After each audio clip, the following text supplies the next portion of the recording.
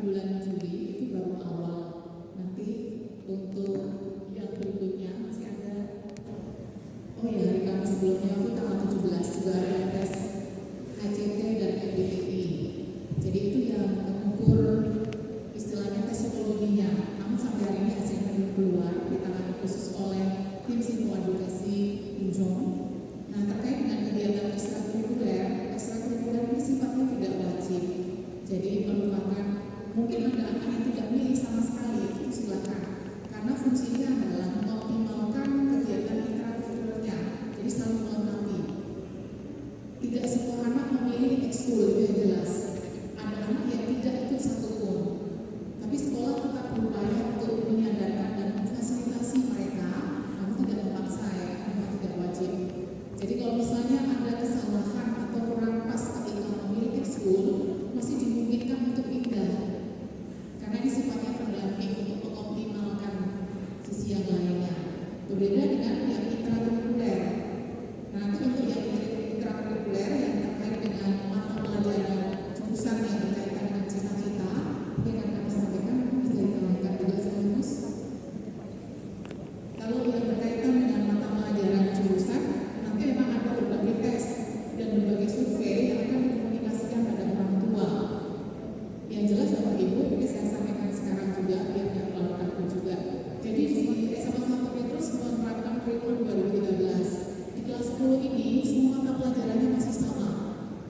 Beda dengan kurikulum Merdeka, kurikulum Merdeka. Di kelas 10 semua mata pelajarannya masih sama. Berbeda dengan kurikulum sebelumnya, begitu masuk kelas 10 sudah langsung memilih IPA IPS. Nah sekarang tidak ada lagi jurusan IPA, tidak ada jurusan IPS, tidak ada jurusan bahasa. Anak-anak boleh memilih sesuai dengan cita-citanya, sesuai dengan bakatnya, sesuai dengan minatnya. Nanti sekolah akan melakukan tes HCT dan MBTI itu 2 kali, kemarin di bulan Juli dan nanti sekitar bulan Maret. Kemudian sekolah juga akan melakukan tes prediktor preferensi keilmuan di bulan Maret tahun depan. Jadi anak-anak sudah mengenal semua mata pelajarannya dulu, kemudian baru dicoba diberikan tes supaya mereka mulai mengenal dirinya, potensi dia sebenarnya di mana sih. Nah untuk yang sekarang ini kan mereka masih belum tahu potensinya sebenarnya, masih meraba-raba, masih menebak-nebak. Nanti seiring berjalannya waktu mengenal pelajaran dalam kelas, kita juga akan melakukan survei itu sebanyak 5 kali. Ada jadwalnya juga untuk setiap survei.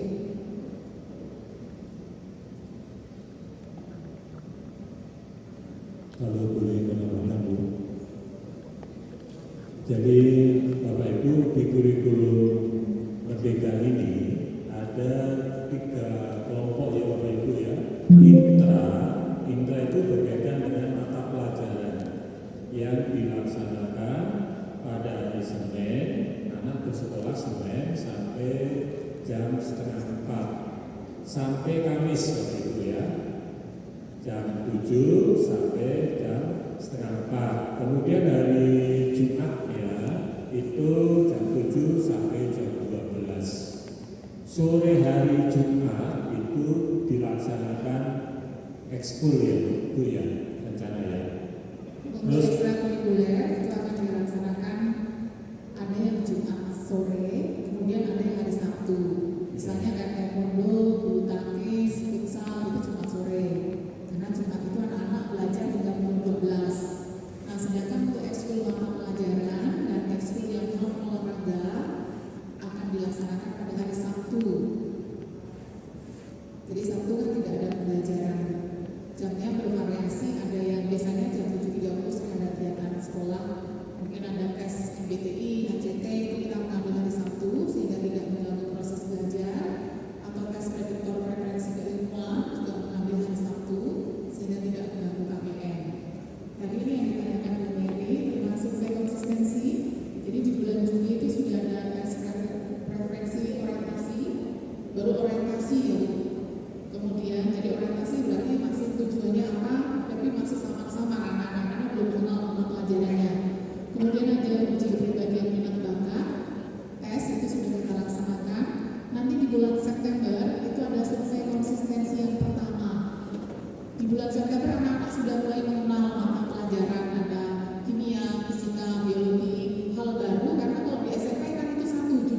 5. Nah kalau di SMA kan udah dipecah-pecah. Demikian juga IPS, kalau di SMP IPS. Nah di SMA ada sosiologi, geografi, ekonomi, sejarah, dan itu gurunya berbeda-beda. Berarti belajarnya lebih mendalam. Di survei konsistensi yang pertama ini nanti mohon juga Bapak Ibu komunikasi dengan putra putrinya. Kira-kira nanti di kelas 11 itu mau ambil mata pelajaran apa sih yang dipilih? Jadi di kurikulum Merdeka ini setiap siswa boleh memilih 4 mata pelajaran sesuai dengan bakat, minat, dan kemampuannya. Namun di SMA 1 itu menerapkan 5 Bapak Ibu, yaitu mata pelajaran komputer itu wajib untuk seluruh siswa, tidak boleh dipilih. Jadi ada 5, 1 itu wajib, 4 itu pilihan. Mengapa? Karena pertimbangannya pelajaran komputer di SMA 1 terus kita tidak mengikuti kurikulum pemerintah. Belajarnya lebih mendalam, lebih aplikatif, mempersiapkan mereka juga siapa tahu setelah lulus SMA ini masuk ke dunia kerja. Setidaknya sudah punya bekal untuk masuk dunia kerja. Maka kami tidak mewajibkan seluruh siswa harus mengikuti pelajaran informatika. Bahkan di kelas 10 saja Ibu, kalau menurut kurikulum pemerintah hanya 2 jam pelajaran untuk pelajaran TIK. Di SMA 1 Petrus memfasilitasi 4 jam pelajaran karena materi yang kita pelajari berbeda. Khusus untuk informatika dan bahasa Mandarin kita punya kurikulum tersendiri, tidak mengikuti kurikulum pemerintah. Nah yang 4 itu nanti anak boleh bebas memilih. Selain memilih, nanti komunikasi berikutnya adalah ketersediaan tenaga pengajar yang ada di sekolah. Itu ada beberapa tahapan survei. Nanti di Desember di akhir semester juga ada survei lagi. Siapa tahu masih berubah. Karena biasanya anak awalnya suka ini, lalu nggak jadi pilih yang ini aja.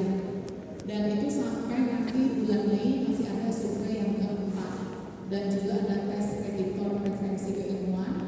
Kemudian ada juga tes MBTI AJT. Itu fasilitas layanan yang diberikan oleh sekolah supaya anak lebih tepat mengarahkan cita-citanya kemana sih, menjadi apa. Jadi tidak seperti yang kurikulum sebelumnya Pak Ibu hanya IPA, IPS, bahasa. Untuk yang kelas 11 tahun ini kami memiliki 7 kelompok mata pelajaran yang berbeda-beda. Apakah sama dengan kelas 12? Beda juga dengan kelas 12. Jadi sekolah mencoba untuk mengakomodasi, memfasilitasi bakat minat dan kemampuan anak serta cita-citanya mau kemana. Kemudian yang mata pelajaran apa saja sih yang boleh dipilih?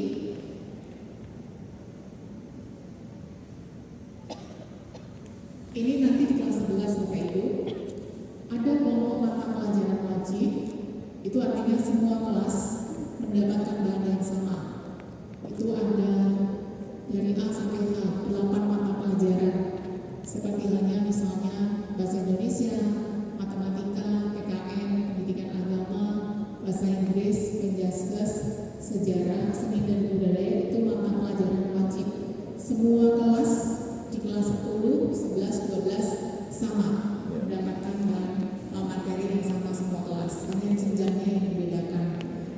Mata pelajaran pilihan ini nanti akan mereka tekuni di kelas 11 dan 12. Jadi kalau kelas 11 sudah memilih 4, di kelas 12 tidak bisa pindah lagi Bapak Ibu ya. Karena nilainya itu berkesinambungan. Apa saja yang disediakan? Ada kelompok mata pelajaran pilihan biologi, kimia, fisika, matematika lanjut, informatika ada tanda bintang berarti itu wajib, bukan pilihan ya Bapak Ibu ya. Kemudian ada sosiologi, ekonomi, antropologi, geografi, bahasa Inggris lanjut, sejarah ringan lanjut. Nah, dari 9 berarti ini ada 10 ya. Dari 10 mata pelajaran pilihan ini, nanti putra-putri Bapak Ibu akan memilih 4. Informatika sudah tidak perlu dipilih. Untuk tahun pelajaran ini yang kelas 11, saya berikan gambaran ya Bapak Ibu. Kira-kira apa saja sih yang dipilih anak-anak kelas 11 sekarang? Kelas yang terbentuk saat ini. Nah, kelas 11 saat ini itu ada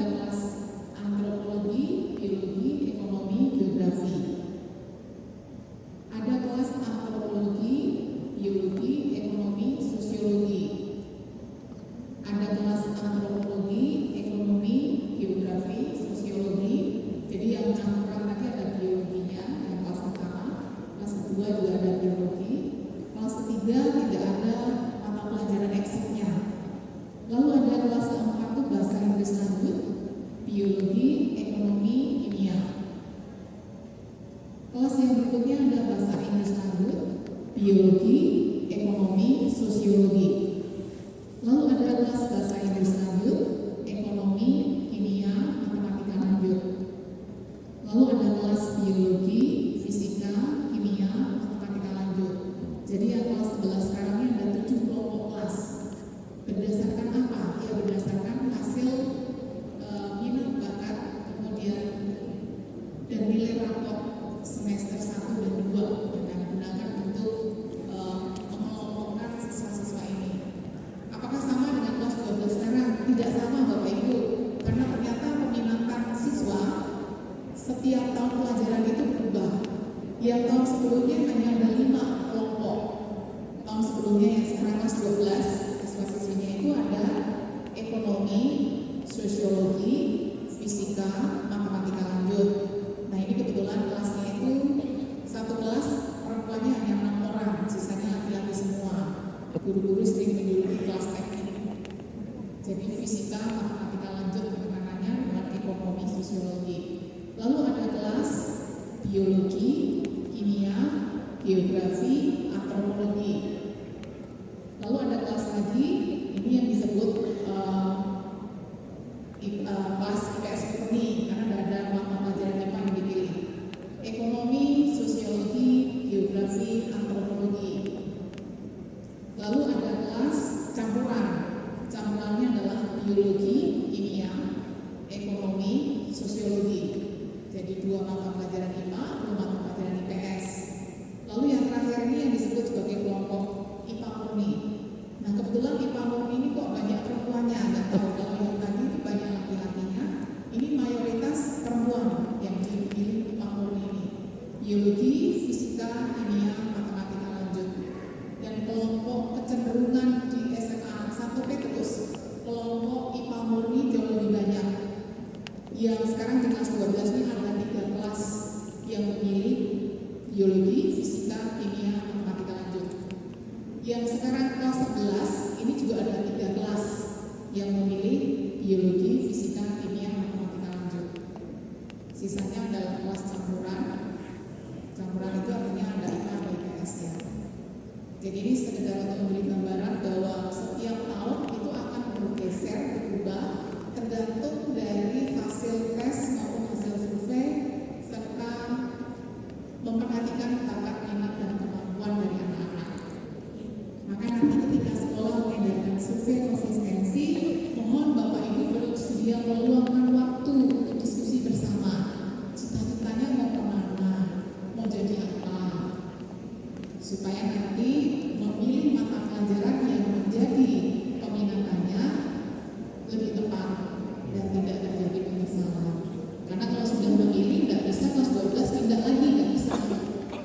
Selama 1 tahun ini mereka mendapatkan mata pelajaran semuanya dapat, baik mata pelajaran yang wajib maupun pilihan itu semua ada. Hanya bedanya tidak ada bahasa Inggris lanjut, sejarah lanjut, matematika lanjut, tetapi matematika secara umum dapat, lalu bahasa Inggris dan sejarah juga demikian. Jadi ini sekarang sudah masuk ke program sekolah yang sudah disampaikan. Barangkali masih ada yang ditanyakan Bapak Ibu? Silakan. Jadi saya kembali Bapak Ibu. Jadi kalau nanti di dalam mengisi survei, Bapak Ibu harus mendampingi ya. Tolong ini dipantau, jangan dilepaskan, karena ini berkaitan di kelas 11 dan kelas 12 dan mungkin cita-cita yang akan diraih. Kalau yang ekskul tadi itu untuk hobi ya, pengembangan hobi ya Bapak Ibu ya. Jadi beda ya Bapak Ibu ya, beda ya. Jadi kegiatan sekolah itu ada intra, seperti mata pelajaran yang diberikan tadi disebutkan, dijelaskan. Ada pelajaran kokurikuler. Kokurikulernya untuk kurikulum merdeka ini penguatan profil pelajar Pancasila. Jadi sebuah proyek penguatan profil pelajar Pancasila yang sering disebut P5 yang tadi ditekankan di awal-awal tadi ya Bapak Ibu ya, itu kurikulernya. Terus yang pilihan tidak wajib sukarela itu adalah yang ekskul yang tadi didiskusikan di awal tadi. Itu sukarela ya, tidak ada kewajiban. Tetapi untuk mengembangkan sekolah wajib memfasilitasi, untuk pengembangan bakat dan minat dan hobi tadi ya Bapak Ibu ya. Oke, itu aja. Silakan dilanjut Bu Puspa untuk menambahkan Pak Denny. Bapak Ibu, saya mau menambahkan sedikit